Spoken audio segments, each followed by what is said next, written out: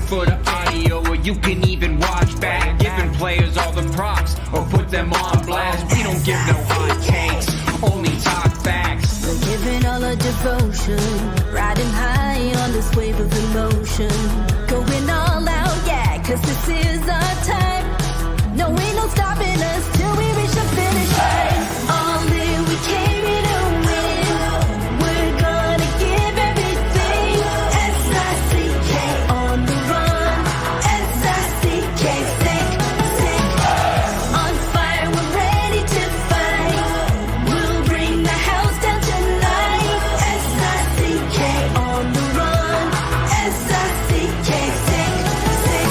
Play it on the car ride, play it when you lounge. X and O, you know that we can hold it down. Shout out to my man Sammy, got it off the ground. And to all the listeners tuned in right now, got debates, analysis, and speculation. This is sports talk for the new generation. You know where to find us, got a reputation. Sick podcast, your #1 sports destination. We're giving all our devotion, riding high on this wave of emotion. Going all out, yeah, cause this is our time.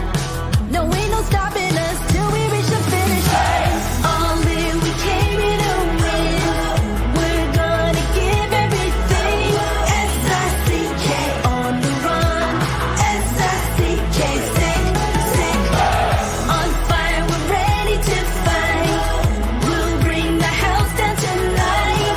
S-I-C-K on the run. S-I-C-K, sick, sick. S-I-C-K, it's the sickest podcast. Tune in for the audio, or you can even watch back. Giving players all the props, or put them on blast. We don't give no hot takes, only talk back. S-I-C-K, S-I-C-K, S-I-C-K, S-I-C-K, S-I-C-K, S-I-C-K, S-I-C-K. all in, we came here to win. We're gonna give everything. S-I-C-K on the run. S-I-C-K, sick, sick. S-I-C-K, it's the sickest podcast. Tune in for the audio, or you can even watch back. Giving players all the props, or put them on blast. We don't give no hot takes, only talk facts. We're giving all our devotion, riding high on this wave of emotion. Going all out, yeah, cause this is our time. No, ain't no stopping us till we reach the finish line. All in, we came here to win. We're gonna give everything. S-I-C-K on the run. S-I-C-K, sick, sick. On fire, we're ready to fight. We'll bring the house down tonight. S-I-C-K on the run. S-I-C-K, sick, sick. Play it on the car ride, play it when you lounge. X and O, you know that we can hold it down. Shout out to my man Sammy, got it off the ground. And to all the listeners tuned in right now, got debates, analysis, and speculation. This is sports talk for the new generation. You know where to find us, got a reputation. Sick podcast, your #1 sports destination. Giving all our devotion, riding high on this wave of emotion. Going all out, yeah, cause this is our time. No, ain't no stopping us till we reach the finish line. All in, we came here to win. We're gonna give everything. S-I-C-K on the run. S-I-C-K, sick, sick. On fire, we're ready to fight. We'll bring the house down tonight. S-I-C-K on the run. S-I-C-K, sick, sick. S-I-C-K, it's the sickest podcast. Tune in for the audio, or you can even watch back. Giving players all the props, or put them on blast. We don't give no hot takes, only talk back. S-I-C-K, S-I-C-K, S-I-C-K, S-I-C-K, S-I-C-K. S-I-C-K. Turn up your volume. Because you're about to listen to The Sick Podcast. With Tony Marinaro. 55 seconds left in the penalty, a minute and 27 seconds left in regulation time. Boston 4, Montreal 3. Lafleur coming out rather gingerly on the right side. He gives it into Lemaire, back to Lafleur. Oh! The sickest Montreal Canadiens podcast. You're in the fall! Sports entertainment like no other. Rejoint, on lui fait perdre la rondelle, une passe devant. Et c'est le dégagement et ce sera la victoire des Canadiens. Coupe Stanley pour les Canadiens. Le 23e de l'histoire. You found the dogs! John, you found the dogs! He found the dogs! And all together, they worked a young team to the top. And now, a 24th Stanley Cup banner will hang from the rafters of the famous Forum in Montreal. The Canadiens win the Stanley Cup. Brought to you by Energy Transportation Group. Driven to be different. La Vida Tibi. Embrace your true nature. And Playground, your premier gaming destination. It's gonna be sick. Marinaro, the Sick Podcast on this Thursday, August 10. And the Sick Podcast brought to you in part by Playground, open 24/7. Drinks are always free while you play over 600 machines. Daily promotions including Bust the Bank Pirate Edition with a $100,000 weekly top prize every Sunday and a $1 million top prize at the grand finale on September 10. Located just over the Mercy Bridge, only minutes from downtown Montreal. Playground. Also brought to you in part by La Bittt at Tibi, brewed in Quebec, a winner of a dozen international awards. La Bittt at Tibi offers quality microbrewery beers made with premium ingredients for everyone's taste. La Bittt at Tibi, embrace your true nature. And brought to you in part by Energy Transportation Group, a leading full-service logistics provider serving all of North America. They are driven to be different. That's right. Speaking of different, me, Grant McCagg, Simo the Snake Boisvert, Grant McCagg of Recruits and Recruits.ca. Welcome to the Sick Podcast. I'm Marinaro, and also want to let you know if you've been, hiding under a rock or you just came back from planet Mars, Grant is co-hosting the Sick Recruits Draftcast. Already has one under his belt with Shane Gomo and a second to drop, I would imagine, any day now. Grant, how you doing, bud?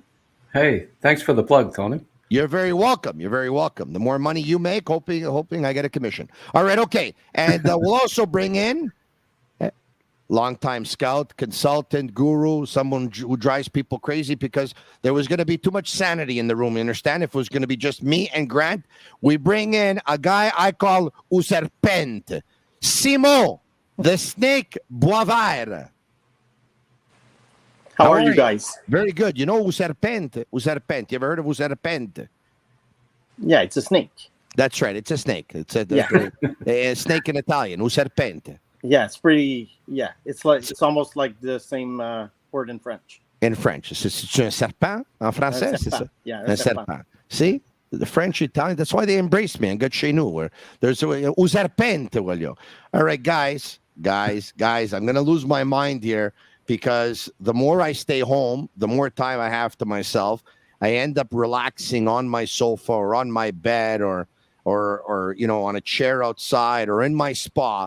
And the more I relax, the more I see videos, hockey videos. Even though it's August 10th, there's hockey videos. And in the last couple of days here, I'm seeing videos of Matvei Michkov, one after another. Grant, you who knows absolutely every single game, competition, tournament, all-star game, skills competition, everything going on in the world. What's been going on over the past couple of days here with Michkov and Ska? He's been putting up points. He's been playing with Demidov, who is the best Russian prospect since Ovechkin, and they're finding some chemistry together. The best Russian prospect since Ovechkin. Hold on a second. I thought the best Russian prospect since Ovechkin is Michkov. Oh no, this kid's going to be better player, NHL player than Michkov, I think. Wow, you kind of shocked me tonight. It says right there. Yeah, no, I know. That was the title of our. I guess you didn't see our. You obviously didn't see our first draft cast. You know, as a matter of fact, I did, to tell you the truth, but I Oh, still okay. have to pretend like I'm shocked, okay? Because we have to give it a flair of the dramatic over here on the show. Okay. But hold on a second. Hold on a second. Snake, you hear Demidov better than Michkov. You think what? I think that I neither agree nor disagree.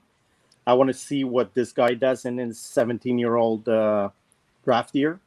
Fair so enough. for now, I'm not committing to any of the two. Oh, this is great. I get you on so that we can go tonight, all right? This guy, Graham McCagg, says that he thinks that Demidov is better than Michkov. When I had heard that Michkov was one of the best generational talents, and in the last 15 years, the only guys that were probably better that were drafted were probably Connor McDavid and then Connor Bedard, and then Michkov is in the next category and he's next in this. You would have had him second in your pool. I'm paying you $5,000 tonight, and you're coming on and you're saying, I neither agree or disagree. Can I have my money back? And Yellow Sammy. Stop the presses here. Have you guys sent the e-transfer already? Because if you haven't, stop now. And if you have, call the bank. Call the bank. Well, he is a bit in the dark. He is in the dark tonight. So, what's wrong? You lost power? I lost power.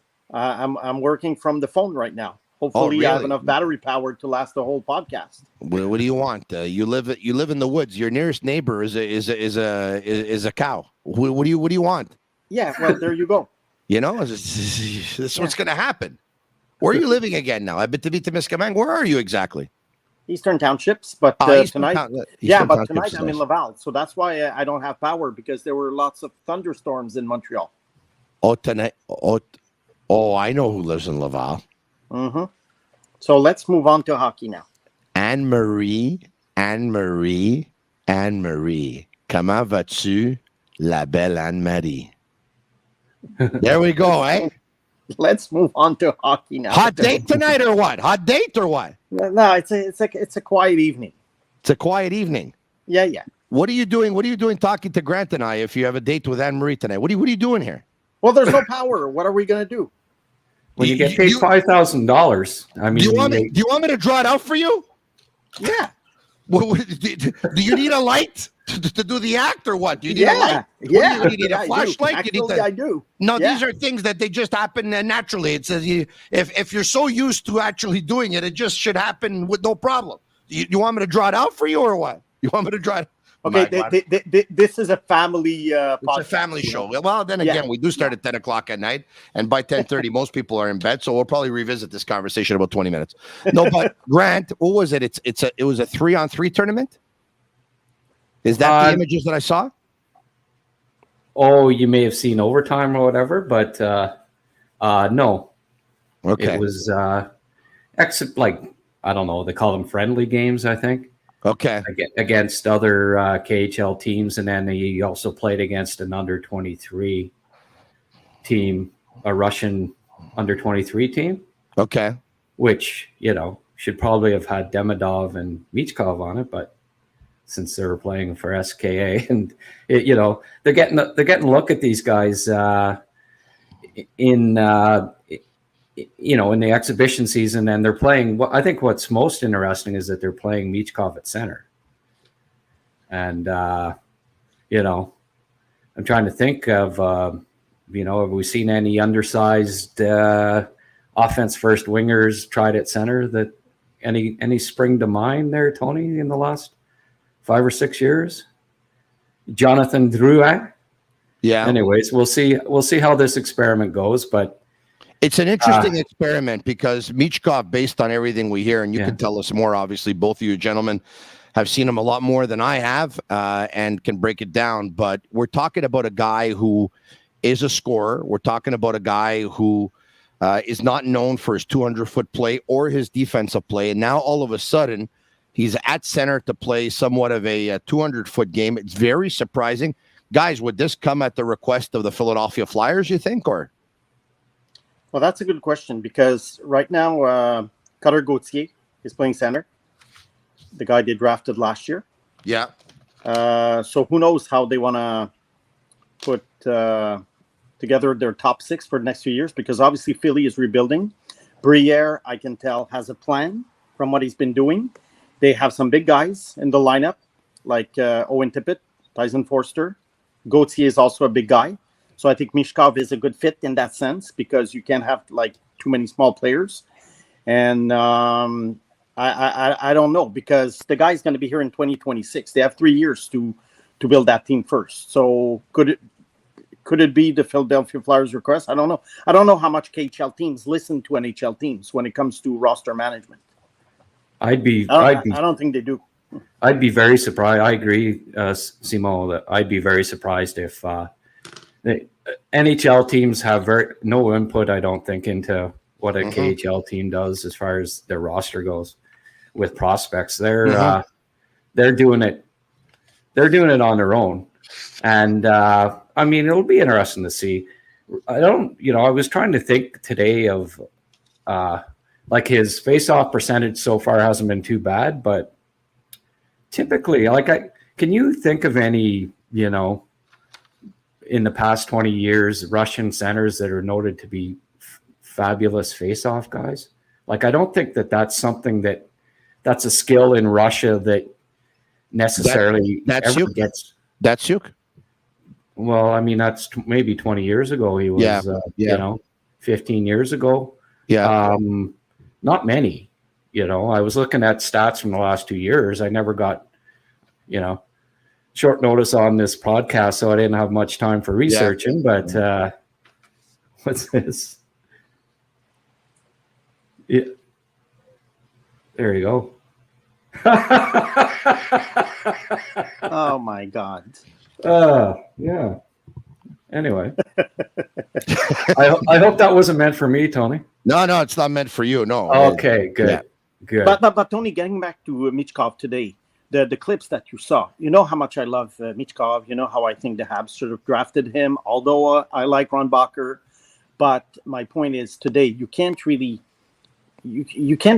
base your opinion on Michkov based on 3-on-3 hockey in friendly matches in August. I mean, this is not the Stanley Cup Finals against the Vegas Golden Knights.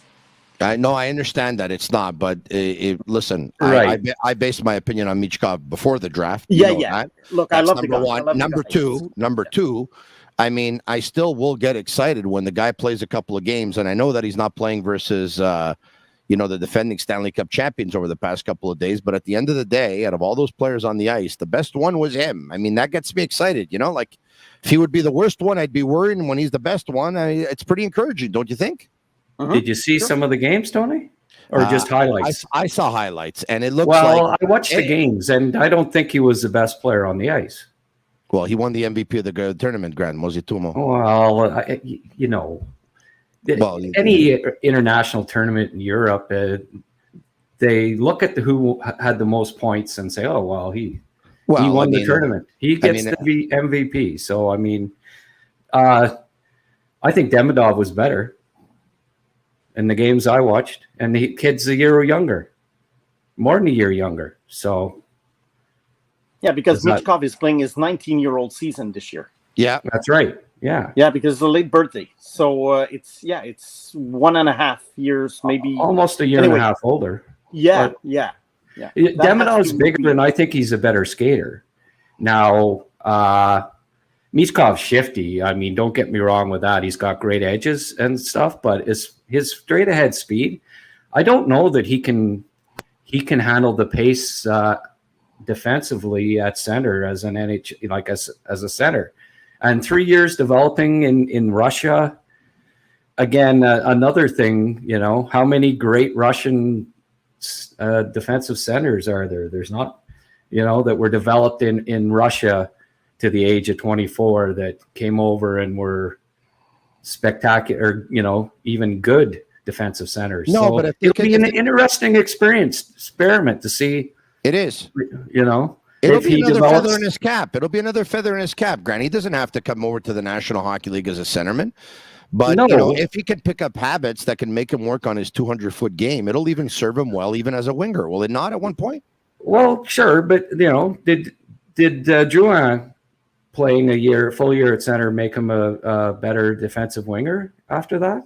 No, but we're going to compare everyone to Drouin now, or what? No, but that's the guy that comes to mind. How many guys that have never played center, out of the blue, get asked to friggin' to move to center? Granted, the only one I can think of in recent times is Jonathan Drouin. Yeah, and it didn't work. I wouldn't bet on him being a centerman. I wouldn't bet on him being a centerman. No, I wouldn't either. And but I think it might just mix him up, to be honest with you. It didn't work for Drouin. And if it isn't broke, don't fix it.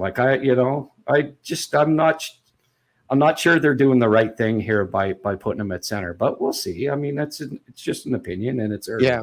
What do you think? He certainly produced at this tournament. Yeah. And he made some nice plays, and early good returns. I think he's going to play in SKA this year.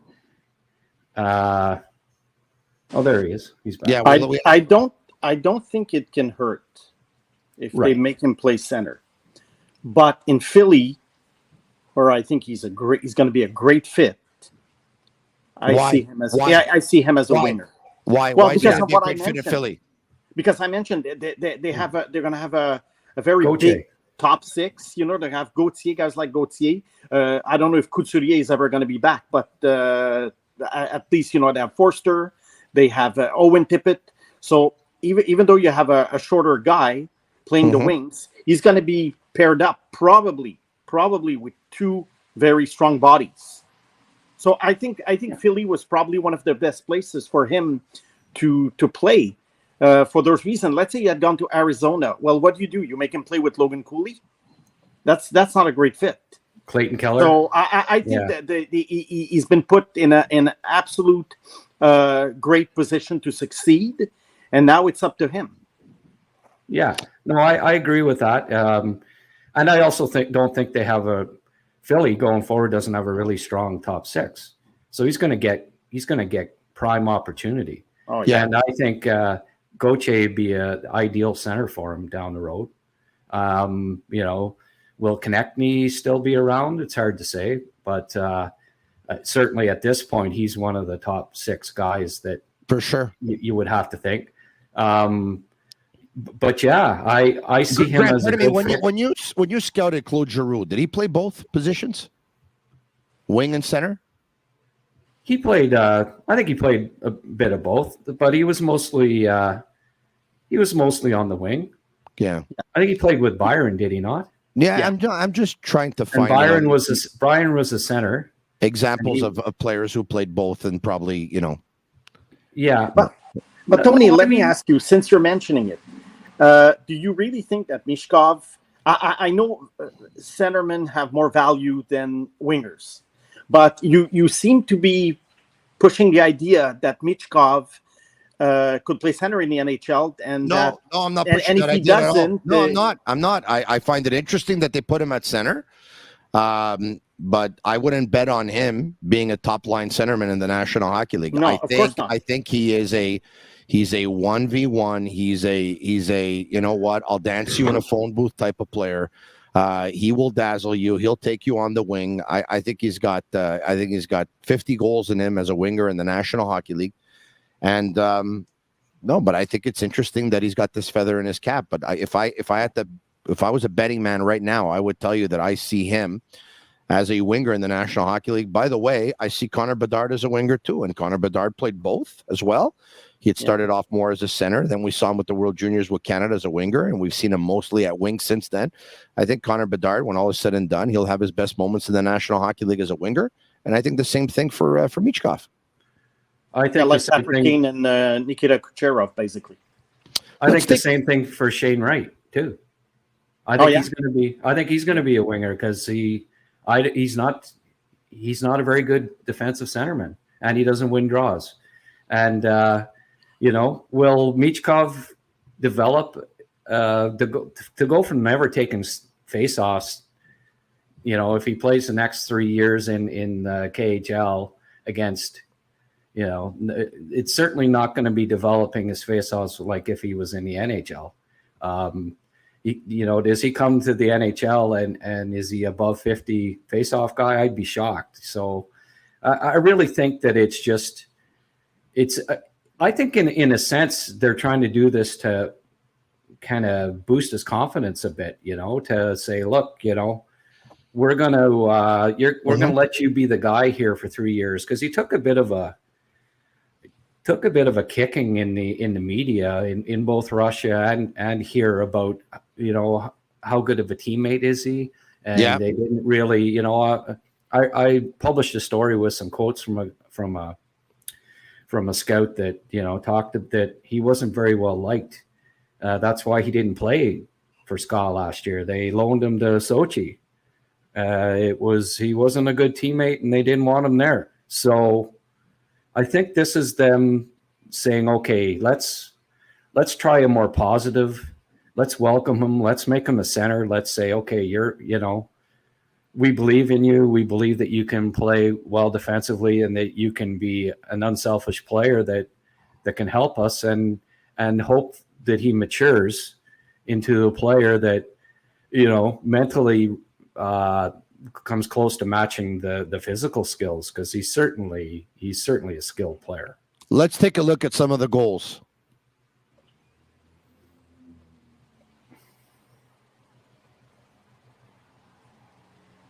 All right, quick shot, blocker side. All right. Not much defense on that play. No, not much defense on that play. Where's the defenseman?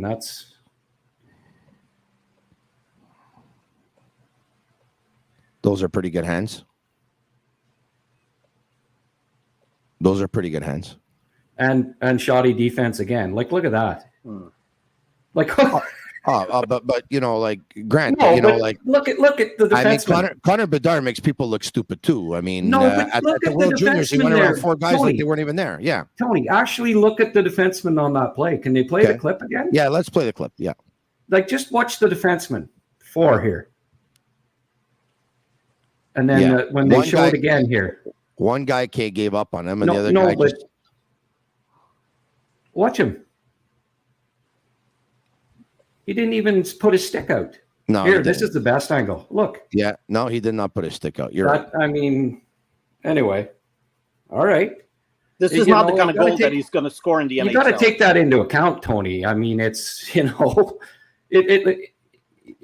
may as well have been playing in a rookie tournament. I think the defensemen defend better at an NHL rookie tournament than I just saw there. So, I mean, and it's highlights. Like, Tony, did you watch Michkov play a game last year? No, like a full game. Only highlights. Well, only highlights. Well, I don't even think Montreal Canadiens watched them play a game, Grant, either. Well, they watch lots of video at least, and I mean, I didn't watch him live either. But I'm just saying, like, I don't even know if they watched a lot of video, Grant.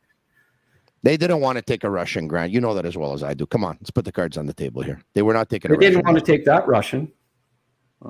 They did a lot of homework on him, and they did not like the character. That's what it came down to. They loved Simashev. They loved Bittt. They loved, they wouldn't have taken Gulyayev because they already have Hudson. Yeah. But certainly they have nothing bad to say about the kid. They didn't like Michkov's character. That's what it came down to. They're building their culture. Whether we agree with it or not, we'll see how it you're right. Out. And only time will tell. We'll find out. They better be right, though, because he's a highlight reel kind of player, like he's a highlight. Like we could say whatever we want about defenses. He's a highlight reel kind of player. Don't you get that? Like we can agree on that he's a highlight reel kind of player. If all you watch are highlight reels of him, then he's a highlight reel player. Yes. Well, there's a lot of guys. He wasn't doing that all game, Tony. Yeah. Snake. But Tony, you know what? You know how Canadians fans are. Let's. This is like a very, very worst case scenario. Okay. Yeah. Give me the worst case scenario. Yeah. Slavkovsky. Yeah. Becomes a good player, like maybe a 50, 60 point player. Useful, he's a 6'4", 240-pound guy. Okay. And Reinbacher becomes a very, very good number 2 defenseman in the NHL. But so worst case scenario, Slavkovsky 60 points and Reinbacher a number 2. Yeah, let's say no, but I'll tell you what the worst case scenario is. Okay. Cooley and Michkov score 90 points each. Okay? Yeah. What happens in 5 years with Habs fans and columnists and everything? If you have like two guys who score 90 points and you have two, let's say, fine players with the Habs, they're going to go nuts. Well, then you made a mistake. And even if those teams don't have any playoff success and the Canadians do well in the playoffs, they'll still say it was a mistake. And even if those guys are good in the playoffs, because for some reason, regular season point totals are the be-all, the end-all to how good a prospect ends up being. It's because of hockey pools. Well, that's what it is. I know, and I agree with you completely. I mean, I don't think that's going to happen, but there's a possibility of that. That's why I say it's a worst-case scenario for agree. the Habs, let's say. I agree. Yeah.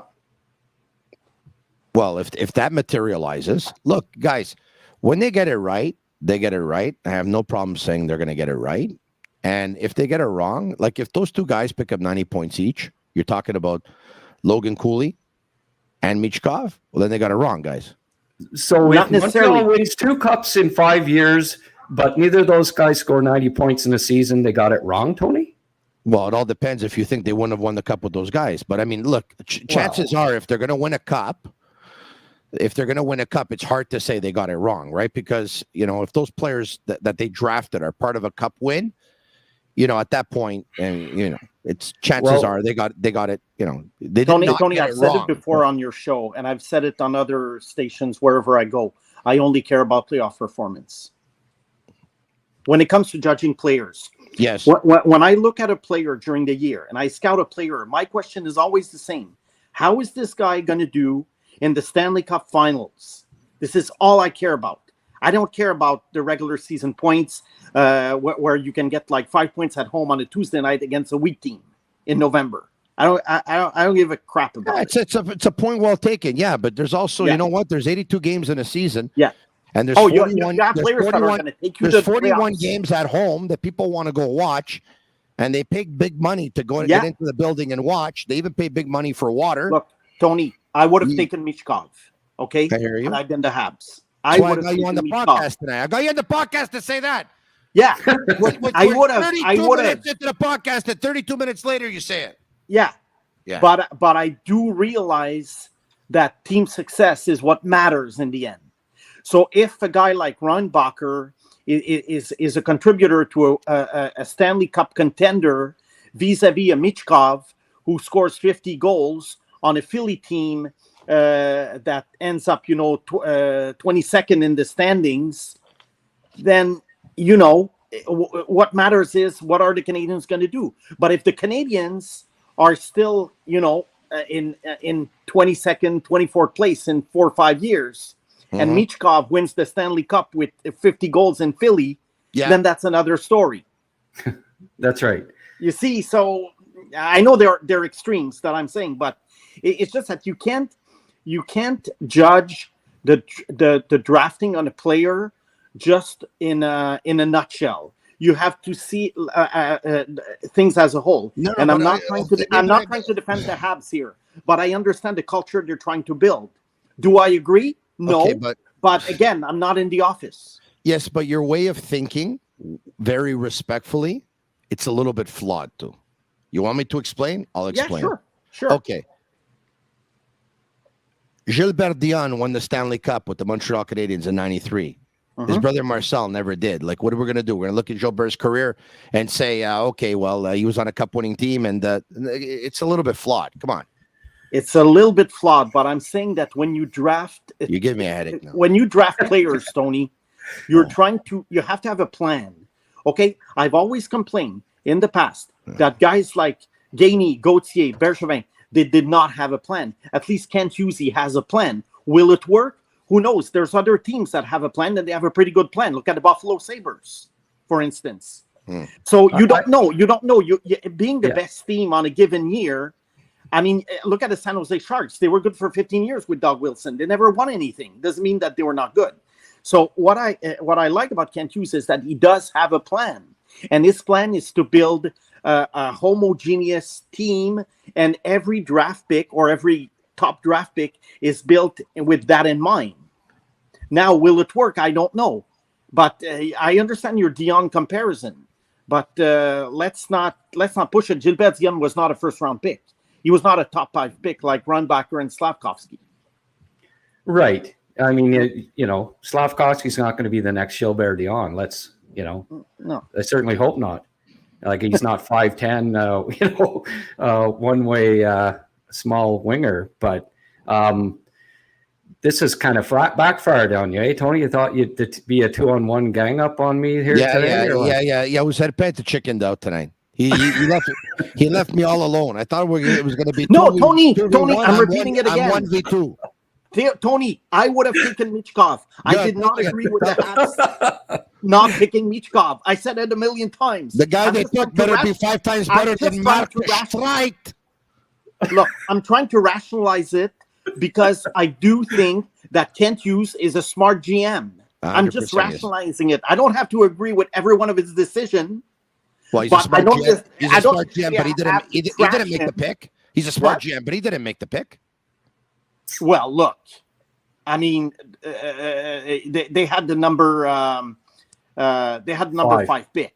Grant, I think he has his fingerprints all over it. Oh well, I mean, like I said on this podcast before, Tony, both Slavkovsky and he saw both Slavkovsky and Reinbacher at the World Championships at the end of the year. Yeah, he was at their games. Every time he got interviewed, it was at games where, 2 years ago it was at games where Slovakia was playing, and this past year it was games where Austria was playing. That's not just a coincidence. He had input.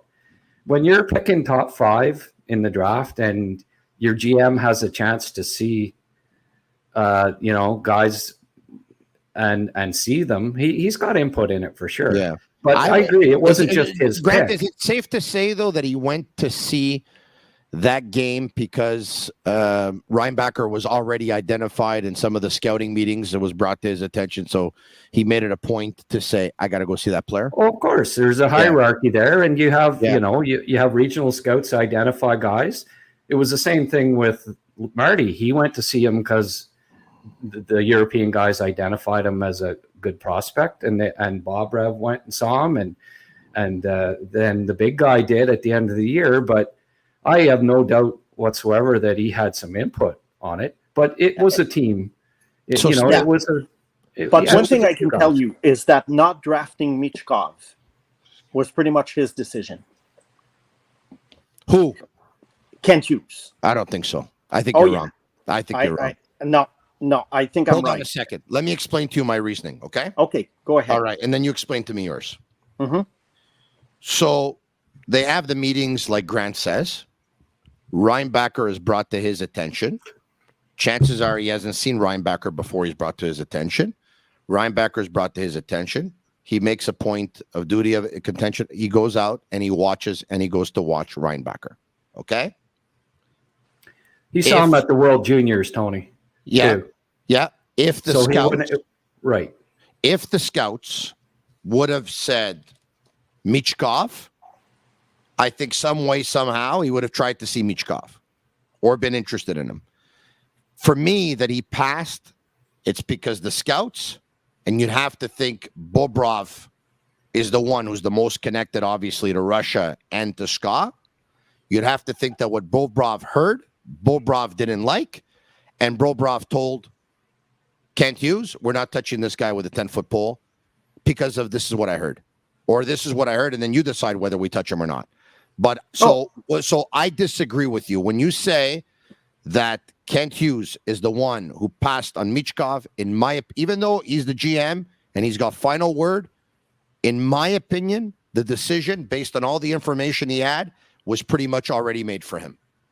Okay. Let's just obviously he didn't meet Michkov personally during the season, so obviously he had to have input from someone. It could be his own contacts, it could be Bobrov, it could be a combination of both. But my point is, he's the decision maker. He can choose to not listen to these guys and say, "Look, I want the future 50-goal scorer. I don't care about his character issues." Look, just to make a parenthesis, you know, there's a Johnny Manziel documentary on Netflix right now. Yes. Oh, okay, there were tons of red flags about his character. Lots of teams passed on him, even the Dallas Cowboys, who could have taken him. But then the Browns knew for a fact that he had character issues. The guy had a hangover on his, on the day that he was meeting the Browns. They took him anyway. So even though Kent Hughes had a lot of information about Michkov's character, he could have said, I don't care. We're taking the guy. And he chose not to. Once the guy chooses not to take Michkov, then the scouts have to move on to other options. Grant, go ahead. Yeah. Let's not forget that 6 teams passed on Michkov too. The next team was Arizona, and they passed on him, and they took a Russian. So it wasn't like just it was information that, that only Bobrov or whatever got. Great point. Okay. Let me counter it by saying this. Everyone knows it was a risky pick because he's a Russian and he's got a 3-year contract. There's the risk that he could extend his contract. There's the risk that they could have did all kinds of stuff with him. Oh, yeah, you want to leave? Yeah, boom. We'll sit you on the bench and you're not going to play. And then all of a sudden, unless you sign on the dotted line, and then he signs and then he extends, okay? I can understand teams 2, 3, 4 passing on him because we're talking about players who are probably not in the same bracket in terms of elite talent, but are supposedly our surefire picks according to most, okay? According to most. At number 2, number 3, and number 4. Fantilli being one, and Leo Carlson being the other, and Will Smith being the other. But, when you say Arizona passed on him, and we're not talking about the model organization in the world here when we talk about the Coyotes. I'm sorry, but their GM's noted as one of the best scouts in the business. Yeah. Armstrong. Yeah. He's highly respected in the industry. And, since he's been there, I think he's done a good job. I like what they're doing. They're not hurrying things. 3 years from now, Arizona's going to be at the top of it. I have little doubt about that. They're going to be at the top. And, Andre Tournier has input too. No. You respect Andre's opinion? Yeah, very much. I do too. Those two guys, I don't, I think it's quite telling that they took 2 Russians with top 12 picks, and neither of them were Michkov. Anyway, it's up to him, right? He's got the ability to make a lot of people look bad here. He's got that ability, but it could backfire, and then 2, 3, 4, 5, and 6, and whatever, they could all be right. I honestly think he could be the next Yakupov. Like even what I saw the last 3 games here, he doesn't blow me away like he does, like with all due respect to Simo. I don't project a guy that's going to be able to, he's not super fast. He's not big. He's not, I wouldn't call him a gritty player. He's going to have problems dealing with NHL in the playoffs, especially. I just don't picture this guy being an impact NHL playoff player. I could be wrong, but I think the teams didn't just pass on him because they had character concerns. I talked to a lot of scouts about him. We talked to them all year about the kid, and I don't, there's no guarantee that this kid's going to be a 80-point scorer or a playoff performer. I think that's definitely, if everything turns out perfectly, but, to think that he might be 100-point scorer every year and lead a team to a cup or, even to contention in the playoffs, I don't see that. And I think that's probably why he wasn't the main reason why he wasn't a top 7 or top 6 pick. But that's my opinion. And I knew it was going to be an interesting podcast today, but to the point where you would say that you think he could be the next Yakupov, even you surprised me, Grant. Say something. Don't just stand there. Don't just stand there I can name 10 Russian players that were picked top 10 in the past 20 years that ended up being busts. There was lots of them. Yakupov's one of them. Filatov's another one. The kid Chistov, Anaheim. And he's very similar to those guys. He really is. Yeah. Dynamic as hell when he was 16, 17 years old. But I don't see his game translating to being a dominant NHL scorer. The kid Jeff Gordon drafted I with the don't Rangers. think he has that intestinal fortitude. I really don't. Yeah, the kid Jeff Gordon drafted with the Rangers is another one who hasn't panned out yet. Yeah, right. He hasn't panned out yet. You know, I mean, a few have like Kaprizov. You know, there's been some exceptions to that. Obviously, Kucherov and others, but they weren't. You know, there's been a lot of guys picked in the top 10 that the Russians. I put a list up a month or two back. Yeah. And I sent it to a couple scouts, and it was like, yeah, exactly. You know, the vast majority of Russian forwards that have been picked in the top 10 in the last 20 years none of them overachieved. None. So let's play. If we can, and I'm with Grant McCagg, of course, of Recruits and Recruits.ca. Subscribe to his magazine. They now have monthly. You can subscribe monthly with monthly. Look at that, $249, $199, or $399 a month. You got all kinds of Montreal Canadiens NHL draft coverage at $399. It's a can't miss, really. And Simon, the snake, I call him Userpent Boisvert. If we can, show the defensive play from Michkov. Show the defensive play from Michkov. All right. Look at this. Look at that, huh? He defends like Reinbacher. Did you see that? Did you see that, snake, huh? Look at that. Highlight reel. There's a highlight reel defensive play, Tony. And who wins the MVP? Show it. Show it. Who wins the MVP? Show it. Look at that. Look, shaking everyone's hand, looking at them in the eyes. Nice handshake. A smile for the camera. Poses. I don't see any bad attitude there. I don't see any character. Look at it. Look, he even said thank you. I can tell. He said thank you, he said. Yeah, I mean, to smile when you win an MVP, that shows a lot of character for sure. I think that you know, hey, for sure, Tony. There's a lot of people that frown and are upset, and they remove their medals after competitions. You know, like so. Elias Anderson. Yeah, I hear you. Hey, Snake. I want to thank you for doing this. You and Grant. Every time we get you guys together, there's fireworks for sure. And we went through an entire podcast, and you didn't even bring up Quinton Musty. He scored a nice rebound. He scored a nice rebound goal in the World Juniors Summer Showcase there. And I thought to myself, "There's a future superstar." I think NHL teams. Grant the boat on that. But Grant, how was the defending on the play? Make sure you break down the way they defended, okay? Because if the defending wasn't very good, if the player didn't stick out his stick, then the goal doesn't mean anything. Tony, believe it or not, they play hockey with two nets. Yeah, they definitely do play hockey with two nets. You're right about that. Two goalies too. Hey guys, thanks so much for doing this. We'll talk to you soon. Hey, appreciate it.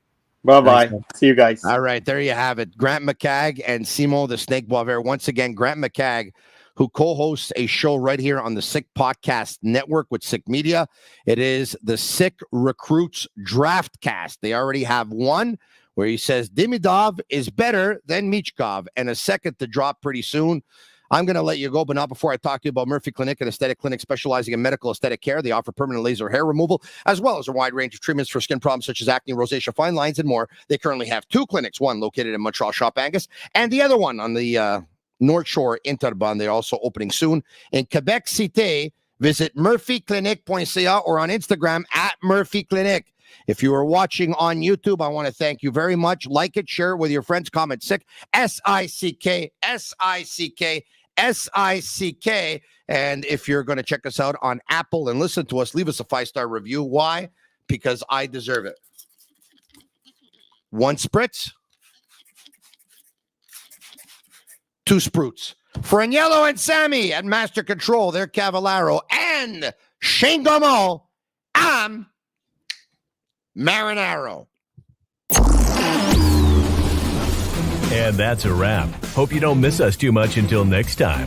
Follow the Sick Podcast with Tony Marinaro on YouTube, Instagram, Facebook, Google Play, and Apple Podcasts. The Sick Podcast is brought to you by Energy Transportation Group, driven to be different. Bittt, embrace your true nature. And Playground, your premier gaming destination.